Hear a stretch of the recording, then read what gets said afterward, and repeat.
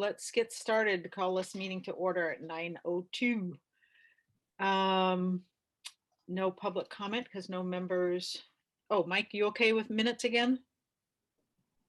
Yeah, I got it going. Yeah. Okay, great. Thank you.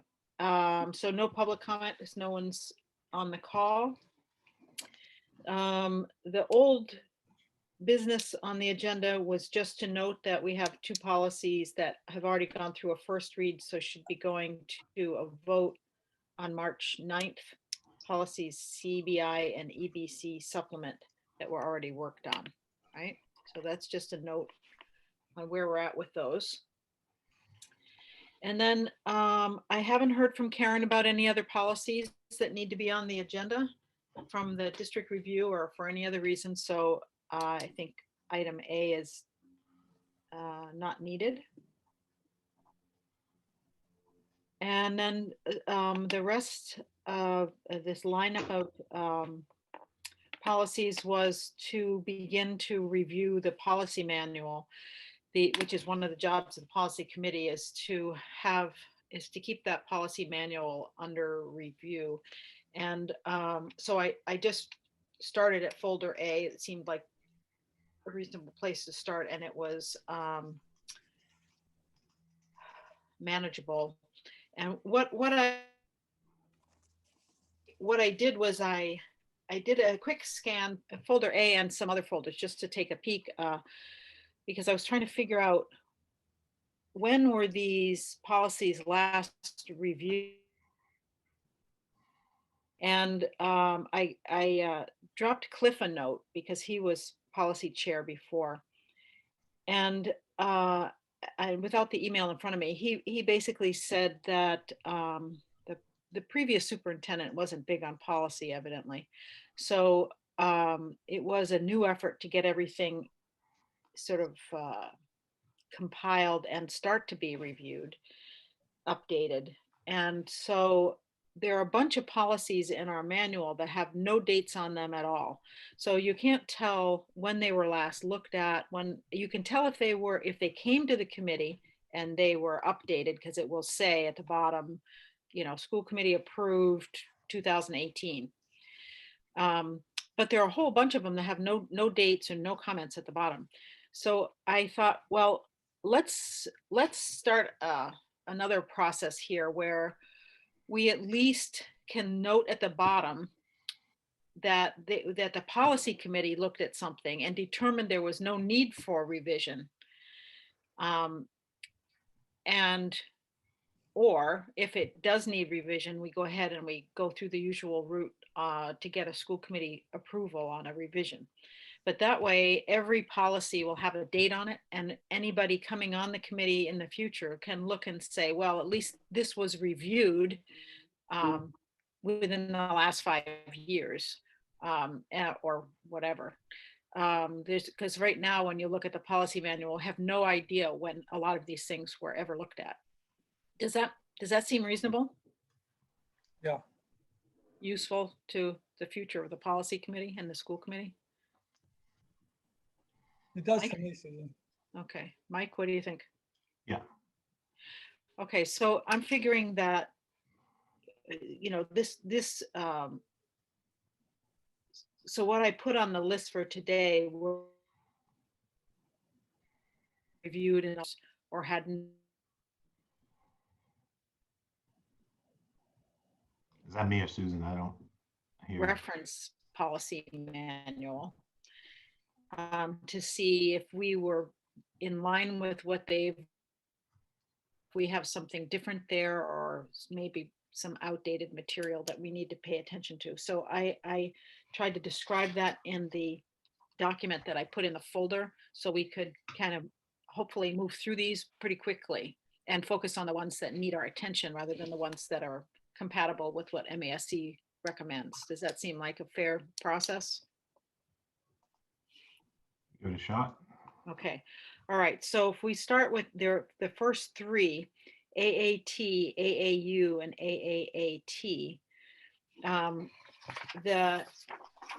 I copied in some information from the MASC documents, and they said that the content of a policy at this AA code for a regional school district would be different from the sample policy that the regional school district typically cites their regional agreement, which I believe ours does, and that they often include a copy of the regional agreement itself as an exhibit document, since it's referenced in the policies. And I was trying to recall, and Christy, you can, if you're there, can remind me, didn't we take all the exhibit documents out, Jeff, or Yes, we Christy? did. Yes, did. anything that We have ended just in a an separate E. book as far as I know. It ended Anything in a that what? ended anything that ended in an E or an R E were or an R? separated out of the policy manual and put into separate separate manuals for our reference. So it seems to make sense to have at least a link maybe in the policy to the regional agreement, because that is a policy document. So is there a way to attach it without having it scrubbed as an E document? Either just putting a hyperlink in there that goes to the regional agreement or something like that? What would be the way to do that? That would be very simple. If you want it on that policy, I can just put a hyperlink into the regional agreement. That's very simple. Okay, that seems like maybe a reasonable way to go.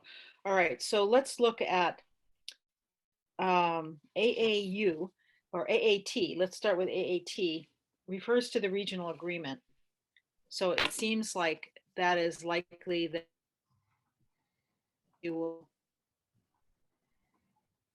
Did you have a chance to look at this one and see? Susan, I don't know if it's on Let me go your end or back my to end. pull it You up. broke up there. I wasn't able to hear you. I think it's on Susan's end. Oh, sorry, it's probably very hard. I have weak, any place, I'm far away from our Yeah, you're in and out. our router. I can't Sorry hear you about at all. that. I don't know what I can do.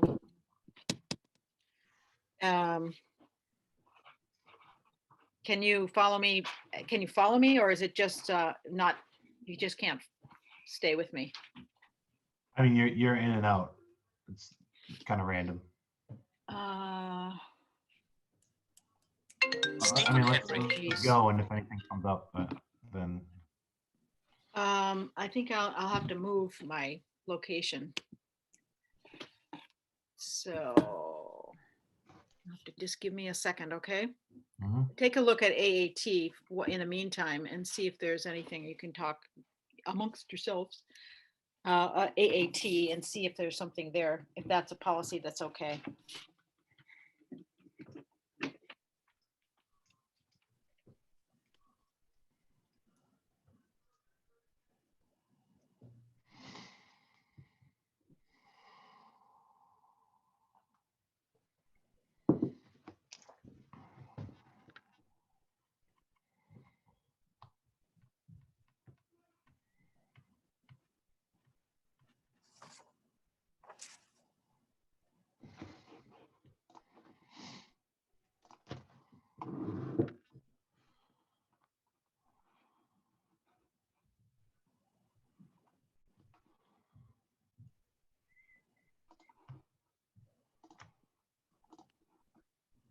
All right, let's try this and see if this is any better. You okay? Can you hear me okay? Yes. Yes. Okay. So over to AAT. Let me, whoops, shoot. School district legal status.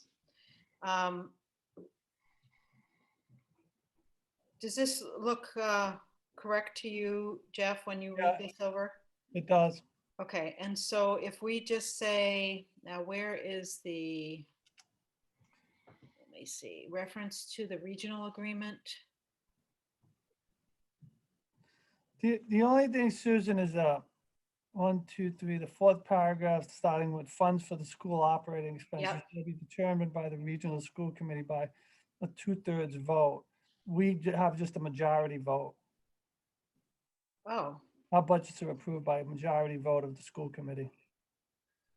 that's our practice, you mean? Yeah. I wonder if this is, if the That's budget, probably that probably refers to, you know, we always have 2/3 vote. So Yeah, I would think for a budget, you'd We've want always done it by a 2/3. majority. 2/3 is probably legally what it should be. Yeah, I'm wondering, maybe we should be updating our practice and leaving the policy. Would you agree with that? Well, actually, we got 6 members and 3 members would be a half vote would be, the motion would fail in any case. And so you need at least 4, which would be 2/3. So I guess it works. Yeah, I think that Yeah. what happens though, let's just play it out, if our school committee's not fully seated and we have 5, so then it would be, what would 2/3 of 5 be? We still have to have 4, or? Well, I would think you would need are you talking about if we don't have, Full complement. Yeah, if we don't have a full complement on the committee, which we didn't, for a while.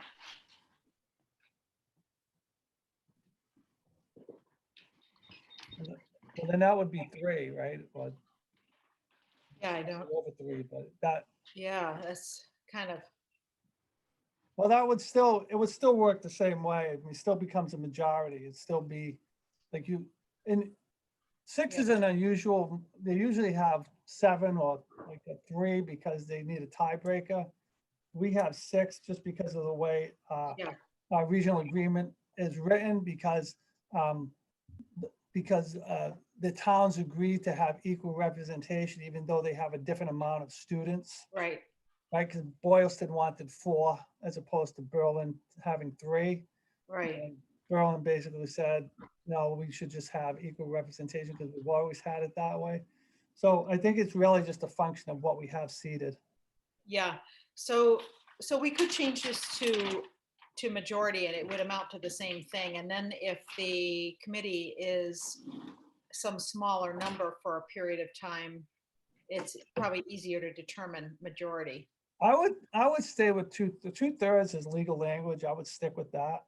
All right. So then we need to let Jim know just that that's the policy that we haven't been adhering to closely. Yeah. Although we have in practice actually, but okay. And so is there reference to the regional school agreement here? Let's see. School district policies. I don't see a reference to the regional agreement in this.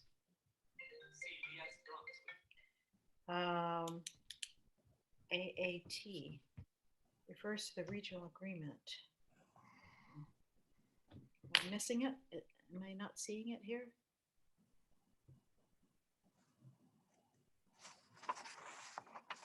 Regional treasurer of the regional school.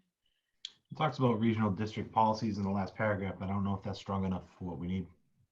Yeah, who works under regional district policies. That's this policy manual, basically, to the statutes. I thought okay, let's hang on for a minute. What's the other one? AAU and AAAT. Okay, so this is okay for right now. Let's flip over to AAAT and see if that's where they reference the regional agreement. So this is about Were we just on AAT? AAAT. So that's powers to raise monies. Oh, triple. Susan, where did this document here, was this in our policy manual? These are all from our policy manual. And This AAT has to be up. This AAT is new then, because we just became a region. This must have just been put in there. because we what? We just became a region, so this was just put in there. Both of AAT and AAT. Actually, Tohoto was considered the regional school district before Written for them? we came together as one district. Right. So anything that notes regional school district has to do with only Tohoto. Okay, that makes sense. Okay. And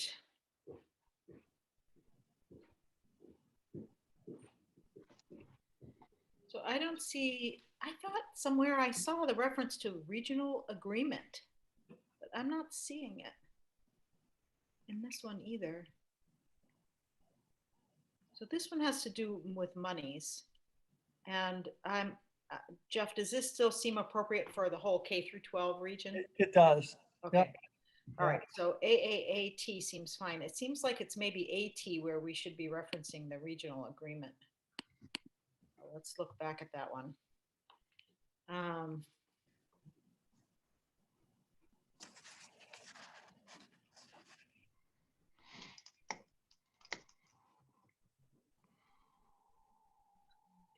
Vote, administration. Are you looking at AET or AEU? Yeah, so let's accept AAAT, and it seems, because that's particular to monies. But it seems that AT would be the place where we'd want to reference the regional agreement. So I'm trying to see where in AT we could, maybe that last paragraph. We just add a line at the end, see regional agreement with a link. Works under regional district policies in addition to this regional, and why don't we stick it right after regional school district policies and the regional agreement?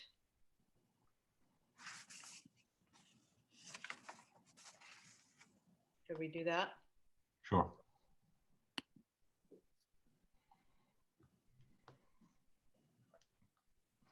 I don't know what the official reference is for that regional agreement. Christy, do you happen to know what that's called?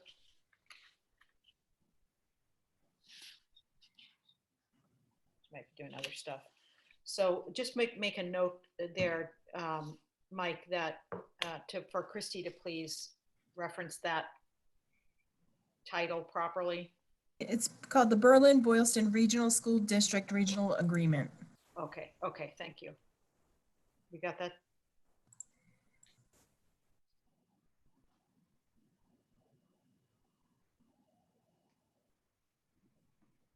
Berlin-Boylston Regional School District Agreement. All right. Regional agreement. Regional agreement. Yep. Great, thank you. Okay, so we have AAT, one little addition, which will be hyperlinked on AAT. And it looks like AAU is old, and we should delete that because that's referencing the union between Berlin and Boylston for the elementaries, Yeah, right? So we just take that out. I don't think you need it. Okay, so that would be a delete. Does that seem right to you, Mike? So this we don't need because it's references the schools individually, not the region. Is that correct? We're not a union anymore. Right. It used to be called Union Number 60. We used to be called Tohoto Regional Union 60. Okay. So that's an old outdated one. Okay, so now we're on to AB, the people and their school district. This policy is just the same as the recommended policy in MASC manual. So I would suggest we just keep that and put a note at the bottom that says reviewed by the policy subcommittee on February 24th, 2021. No revisions recommended. That seem okay with everybody? Yep.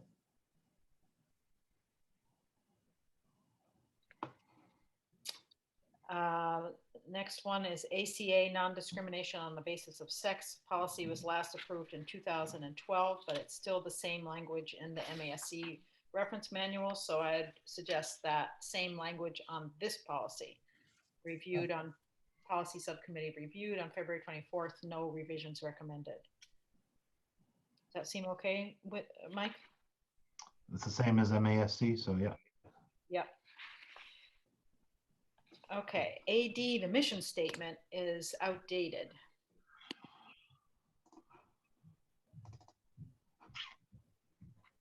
I don't know when the mission changed, but. Well, it's gotta be a while ago. So can we just have Christie put in the current mission statement? Yeah, we can. We'll probably have to look at this in another year or so. But I think we're gonna update our vision and mission. Okay. We go along with the equity work we're doing. And it's certainly Okay. one of the things that, we're talking about in our book study, so. Okay, And, well, that that's good. one- I think we should update it to the current mission though in the Yeah. meantime. Correct. Yeah, I agree. Okay, so let's just make a note here to have Christie put in the proper, I want to make sure we get it correct and it's the same in all our website materials, Christie, update the mission statement.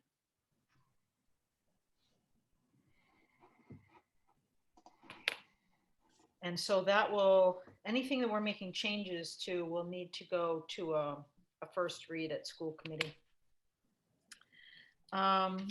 ADA school district goals. So Why is this in there?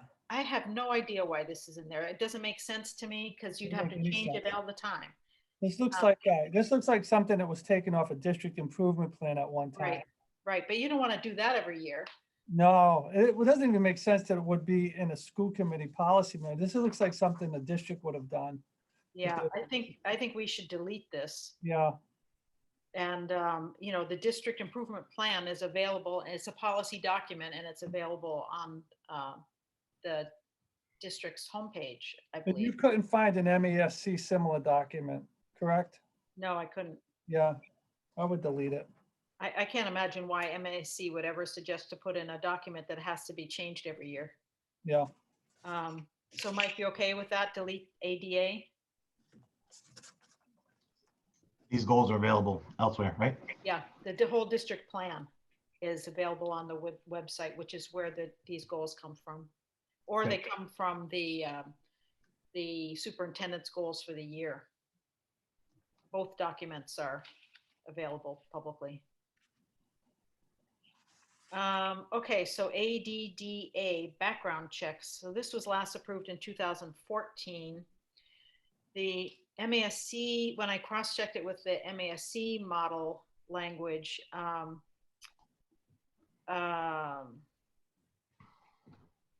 there were just editorial differences and then this last paragraph.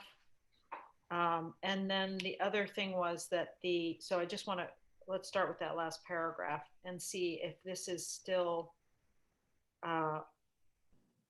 correct, Jeff, that classroom volunteers are not vetted for fingerprinting, no Corey checks on the classroom volunteers, but the extended day volunteers, extended trips and so on are. well, I know the extended day volunteers, definitely, classroom volunteers during the day, Chrissy. That's not correct. Everyone is quarried. Anyone who wants to volunteer is quarried. That's what I Those- thought. Yeah, Anyone who would have the opportunity to be unsupervised with a student right. would be fingerprinted and quarried. Okay. So if mom comes in to volunteer at the school and she's with other teachers and other people and not alone with students, only a quarry would be required. If she's going to go on a field trip or has any opportunity to be unsupervised with the child, then she would need a fingerprint report and a quarry.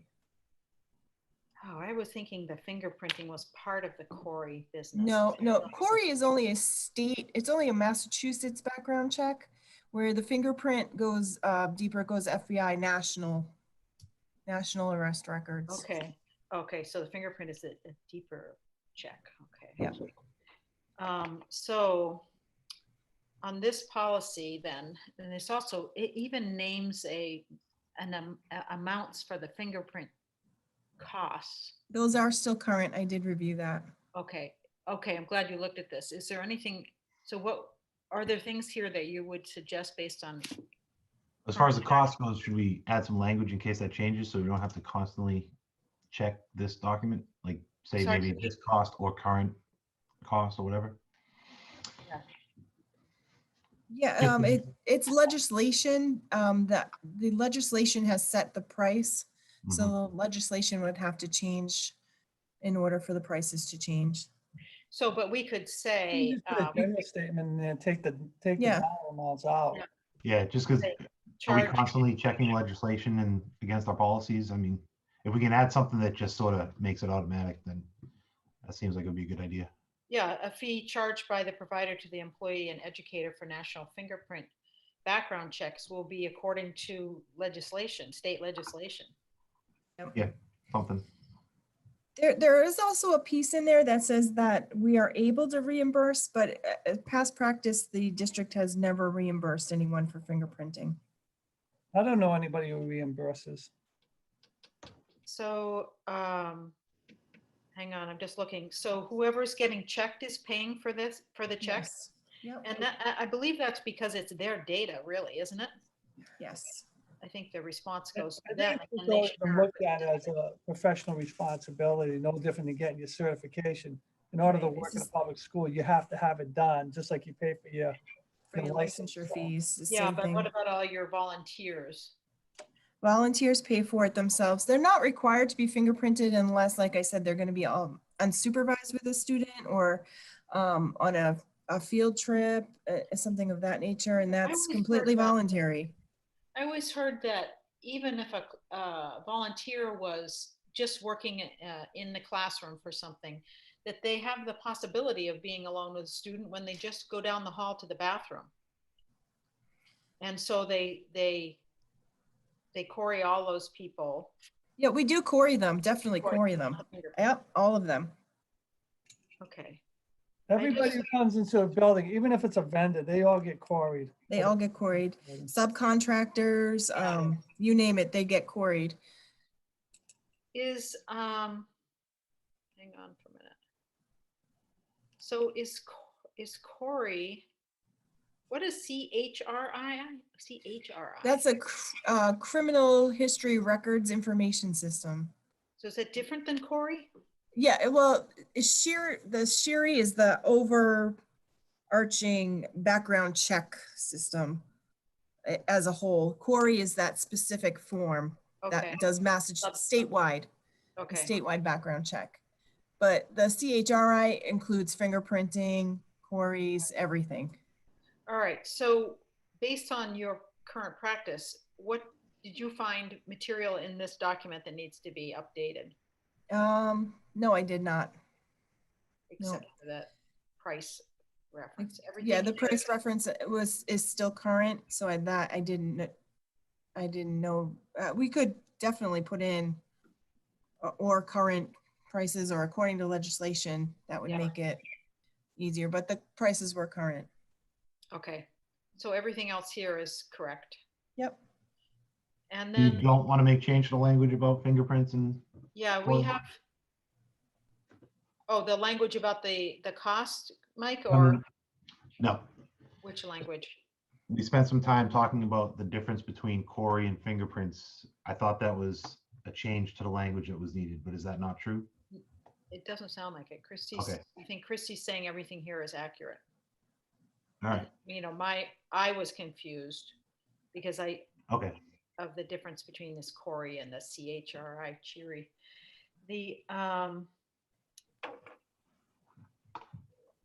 The notes from MASC say, MASC recommends that school districts retain both the school district specific policy incorporated here and the DCJIS model policy attached as ADDA-R. Or it's in a different file. But they're saying,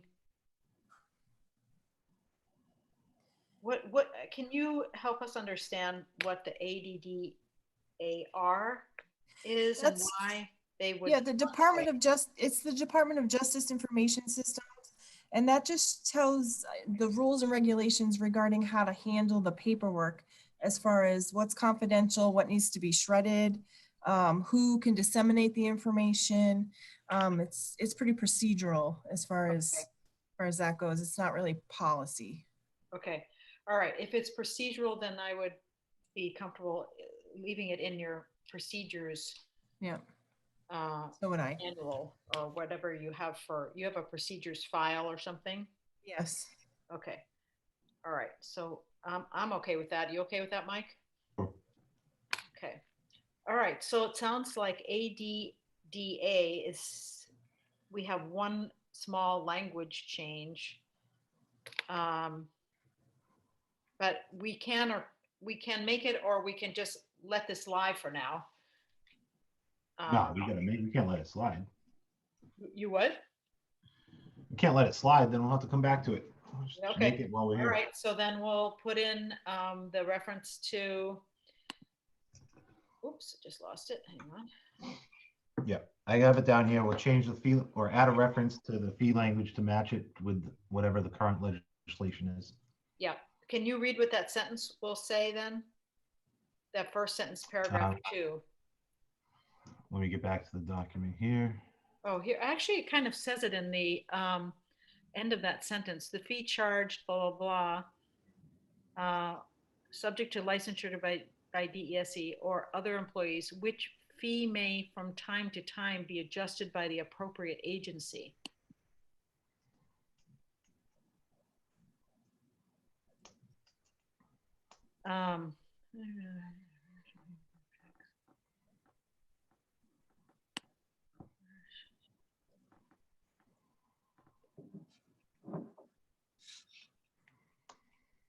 Yeah, okay. Why don't we take out, could it work to say the fee charged by the provider to the employee and educator for national fingerprint background checks may from time to time be adjusted by the appropriate agency?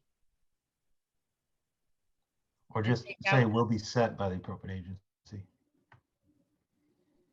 As set by the appropriate agency. Will be set, yeah. And can then so say the that, whole, and then I'm happy to insert a link to the Mass General Law that Yeah. states those fees. yeah, that would be great. Okay. That'd be great. So we're taking out the basically the whole line there that refers to specific prices, right? Yeah. Okay. All right. That ADDA then is done, one modification and a hyperlink.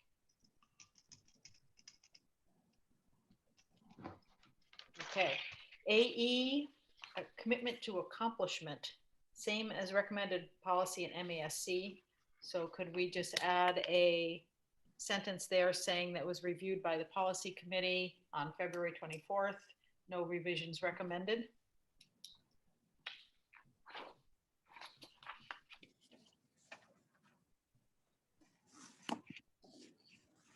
Okay, so now looking ahead, I'm thinking, Jeff, I wasn't at the meeting last night, but are you going to be working to get kids back into school earlier than April vacation at this point, given the governor's, Riley's statement yesterday? That was our goal if possible. So do you want not to be having a policy meeting in March? March, while you work on that, or do you want to continue with some more updates? Well, no, that's fine. I mean, it doesn't make a difference. We'll Okay. have to get done, so.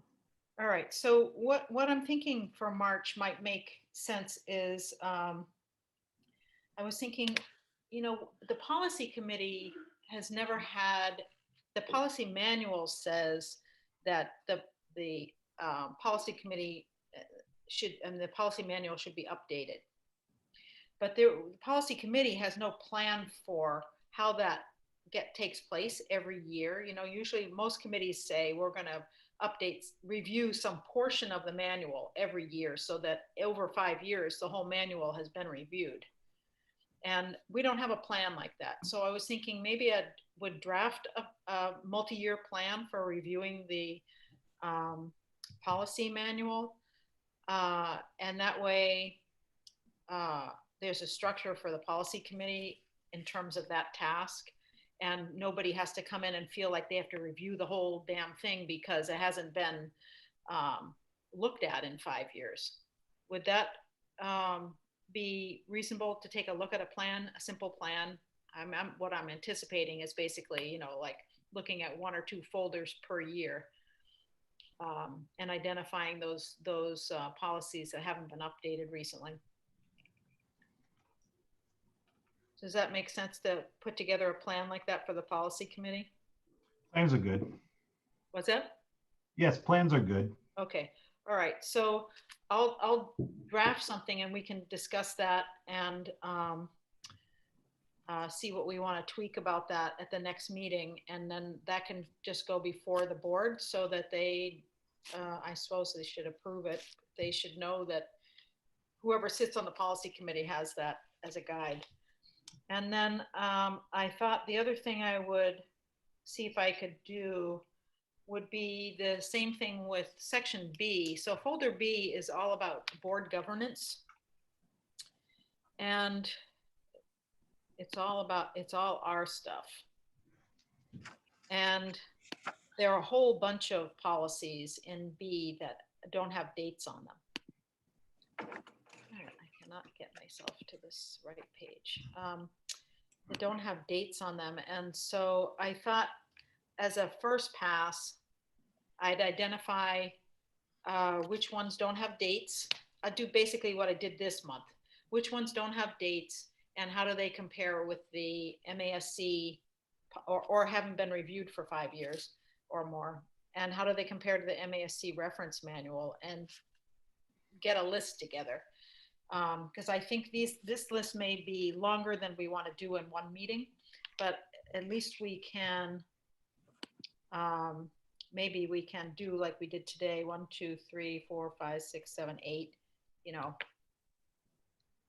we can check off a bunch on that list as, you know, putting a statement at the bottom, reviewed by the policy committee, no revisions recommended, and note those.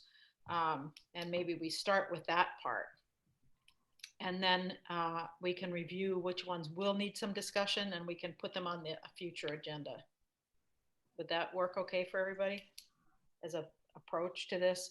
And what I'm thinking myself is that I'm going to be tied up in April and the first part of May with the superintendent's evaluation process and, you know, writing that report with Lori and putting that data together and stuff, and the school committee's self-assessment and the Moses Reed Tyler Scholarship.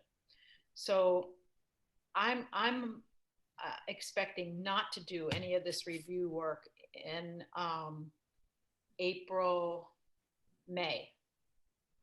But we, and maybe not even to have policy committee unless the district raises policies that we need to address as we re-enter schooling, face-to-face schooling. Would that work for people to have a lull in April and May unless Jeff or Karen or someone in the district leadership team says we need to look at something?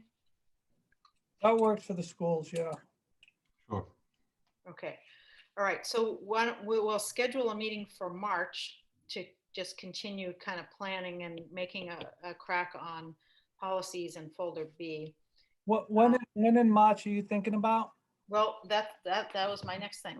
Do we want to try to set that right now? And I, you know, want to accommodate your schedule, Jeff, in particular. Well, you know what, actually, as I'm looking at my calendar, maybe it would be better if we didn't have one in March, if that's going to be okay with everybody. Okay. All right. So then we probably wouldn't have a policy meeting until end of May or June. I mean, I don't know if that's okay with Mike or not. So yeah, I have a thought about that, Jeff. Thank you. Yeah, no, I think putting everything else on hold unless it relates to going back to school is probably a good thing because there's really no need to focus on anything else other than getting back to school. So putting it on hold until the summer is probably a good idea. Well, I mean, I would certainly think that's our focus right now is figuring this thing out. I mean, in budget, and we've sort of get the budget worked out for the most part. And those meetings, the open hearings aren't till late, but those are pretty much a done deal. So we've already done the work, I know. So it's just a matter of working on the getting back to school piece. So, and I just actually, when you were talking, I was looking at my calendar, and so my March is pretty busy. In April, I have my my goals I got to present too. So right. I got to finalize some of that stuff. That's what I was thinking, is that it feels like stuff is really ramping up in March, April, and then we have elections in May. Well, we don't know if we have the elections in May, according to the town administrator here. Why is that?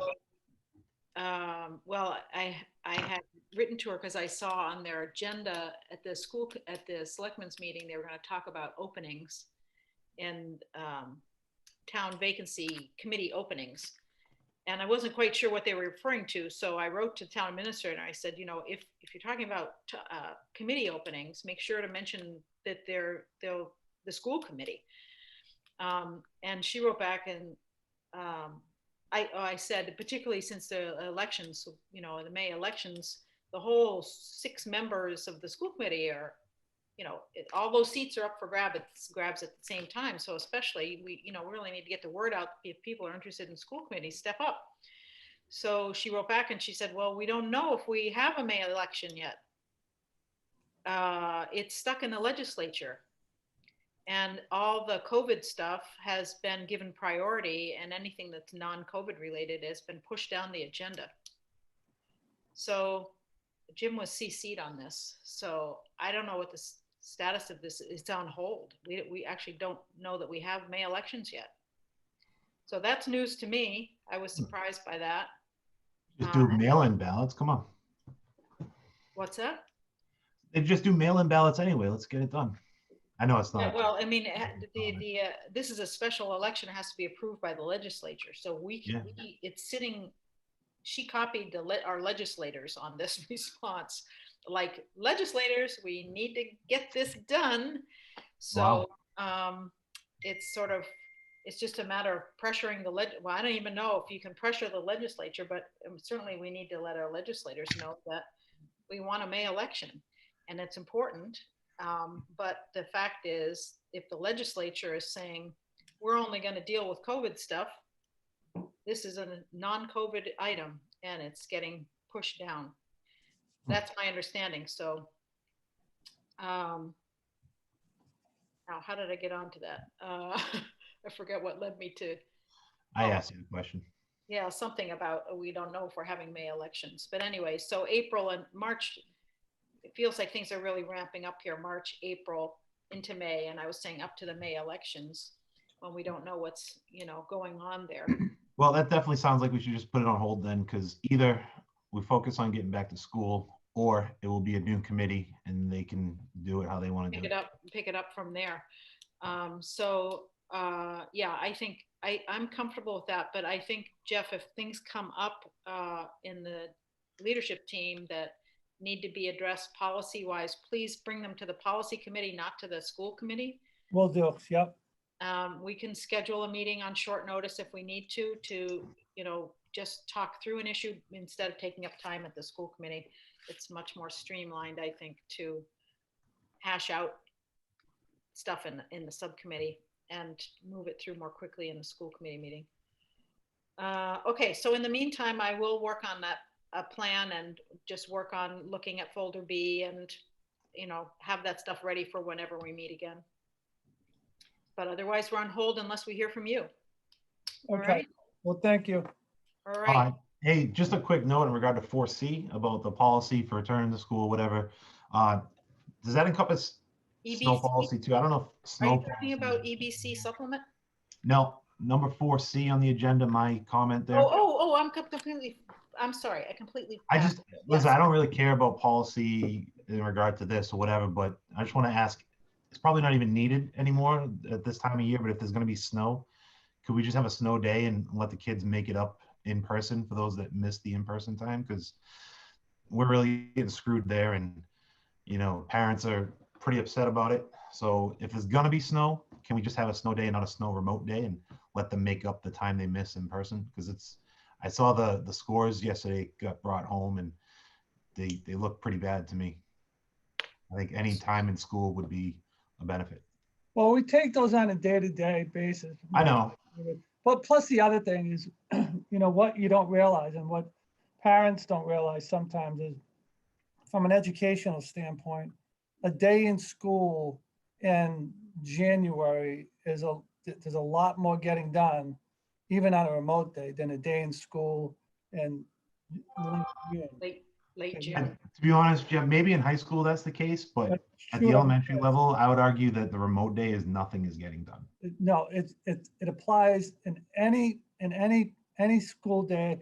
Those buildings are like 90 degrees in June. Plus, you got the added fact of all of the testing's been done. I mean, we preload. If you look at the way school, like you wouldn't notice it, but what we do is we preload a lot of our PD and instruction in the front end of the year. And all school districts do this because of where the MCAS sit. So that way we put all of our instruction in the front. And so once the MCAS are done, there's instruction and going on, there's curriculum to be covered, but most of everything that's on those MCAS has already been covered, and they cover all of the power standards, all of the standards that they feel are significant have already been covered. So after that, it's all of the stuff that's left over. And by the end of that, like those snow days that make up the end of the year, there's not nearly as much content. So, you I know, mean, I that, know how it honestly, works. if I were in private industry and I heard someone saying something like that, that would bring up a reason to just not have those days, period, and just end the year earlier. No, You there's know? still instruction going on. Well, It's there's not still that instruction we're, Well, I know, that's why I'm suggesting we have them instruction in person since the remote is so horrible. I think we have two different issues here, Jeff. I think one is, I agree with you, Jeff, about the focus on teaching and learning, particularly between January and April, is very concentrated, and there's a lot of movement in kids Yeah. learning in that time. It's not interrupted by a lot of holidays. However, and the instruction in June when it gets hot and there are all these end of the year celebrations and field days and things like that are totally interruptive to good learning time. It's a different time of year where there's a lot of community focus for kids in their classes. But with that said, the remote learning, people are spent with remote learning. And so the idea of having another remote learning day added to the calendar feels like a waste because people are just burnt out on remote learning. I don't disagree with that, but I still will stack it up against a day at the end of the year because I know what they look like. And it's not true about private industry because I was a chemist at General Electric long before I was a teacher. And we used to shut down for 2 years. We shut the entire factories down at the end in July. So things, even in private industry, you know, it's a second career for me. I get it. My wife is in It's biotech cyclical. too, and they shut down the last week of December. I understand that. I So think what things are Susan's cyclical. saying, We have a cycle too. It's just not the same cycle. To me, it's all the same. I work 12 months a year. So a day in June, a day in January are pretty much the same day for me. Yeah, but not for But kids. I know in terms of, now listen, I just got a big essay from the 7th graders who were demanding a snow day. And I've got another one from 3rd graders class who were demanding a snow day and wrote me a persuasive essay that was very persuasive. So, you know, I'm waiting for that snow day so I can not aggravate them any more than I'm sure I already have. I mean, you got to see this essay. And it Let's was see it. written Send it out. unmasked by the 7th graders. So I'm But under a lot of ultimately- pressure to have a snow day. So I'm just waiting for a significant amount so I can All right. call it, believe me. Good, 'cause Ultimately, it's even if you don't make the day up in June, I don't care if you don't make the day up in June, but I think the way things are going, people being burned out, just a snow day off would be probably beneficial to everybody. I Let's see. don't disagree with that. I don't disagree with that. I'm just waiting for something, but you know what'll happen? Like I'll call one and then we'll get like an inch and parents will be like, you know, what so the heck? I can't wait to call one, believe Just me. do it. Not- Call one that's forecasted, call it. This is a management decision. Yeah, no, I know. And even on a normal COVID year, you know, I mean, every superintendent will tell you, it's the worst thing because you never know. And I try to call them like a day ahead to give people time instead of calling them in the morning, which is what I usually do. But believe me, nobody wants a snow day more than me at this point. All right, so next one, if there is one, will be a regular snow day. Sounds good.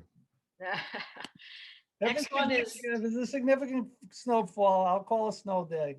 All right, good. Thank you. but it is always your decision at the time based on various factors that you Right. consider. So, Well, I call the superintendents too, like the road guys, and I see what the Right. road conditions are and. right. There are a lot of things that you have to consider that we don't from where we sit. Which goes to that last item, Mike. So I want to check in the folder, management governance folder for item 4C. I had written to Dorothy Presser. Did you see that? I saw a document? document. I didn't see an email. Yeah, that was copied from the email. I just copied the email over because I couldn't post the email. So that I had written to her and asked management governance. You saw it, and I saw it. Yeah, I think we just put the actual email in there. Be good. no, I copied it. I copied the text over. Yeah, can we get the actual email, timestamp, date, and all that? Oh yeah, if you want it, sure. Yeah, that'd be I good. can just. You want it posted here? In the folder's fine. Okay, so I can copy that right to this document, or post it as a separate document. But this is the Either way. text. So this is her response, and these are the attachments that she provided, which were, I think, nicely. I wrote to her and I said, "Oh, I like seeing these in writing because when you attend the charting the course sessions, I didn't receive these in writing, so it was nice to see it in text where you could actually read it over." Have you signed up for the charting the course sessions with MASC, Mike? Yep, completed it a while ago. Okay. They give you written documents like this, or did they just give you They PowerPoint? gave the presentation. Yeah. Yeah, the PowerPoints don't have the same text, so I was interested. I wish they would post the full text. Anyway, that was her response, explaining the learning plan, the school committee's vote on the learning plan in the fall, and if there's a need to pivot based on circumstances, this would be an operational decision that the superintendent would be wise to discuss with the school committee. If possible, keep them informed, and that school committees typically vote on the recommendations of the school committee more as a public statement of coordination and support for the and transparency around the superintendent's recommendations. Did this make sense to you, or what were your thoughts?